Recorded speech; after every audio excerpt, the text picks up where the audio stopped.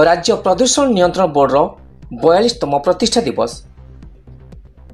व्यापक ईवी व्यवहार एवं सबुज पदक्षेप को गुरुत्व देवाई राज्यपाल आह्वान। सांप्रतिक समय राज्य में द्रुत गति बढ़ुवा सहर गुड़िक नागरिक मानक विद्युत जान ईवीर व्यापक व्यवहार एवं यह द्वारा प्रदूषण एवं जीवाश्म इंधन पर निर्भरशीलता ह्रास करिबारे सेमानकर भूमिका उपरे राज्यपाल गुरुत्वारोप करछन्ति।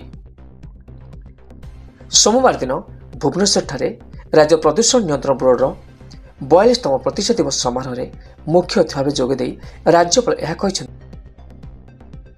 राज्यपाल उद्बोधन दे परिवेशर सुरक्षा एवं नागरिक मानक सुस्थ भविष्य सुनिश्चित करने सामूहिक पदक्षेपर आवश्यकता पर गुरुत्वारोप करछन्ति।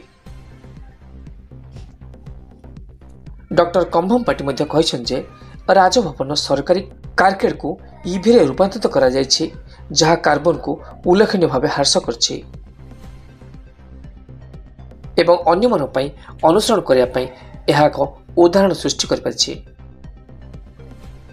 आसंता सेप्टेम्बर 17 तारिख दिन राज्य सरकार द्वारा आयोजित होता व्यापक वृक्षरोपण अभियान में सक्रिय भाव में अंशग्रहण करने को नागरिक एवं छात्र छात्री मानक राज्यपाल आह्वान करछन्ति।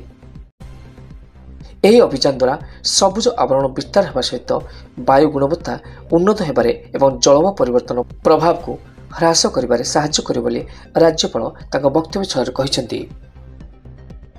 Jajpur Asim Amitabh Mahapatra report OTN TV।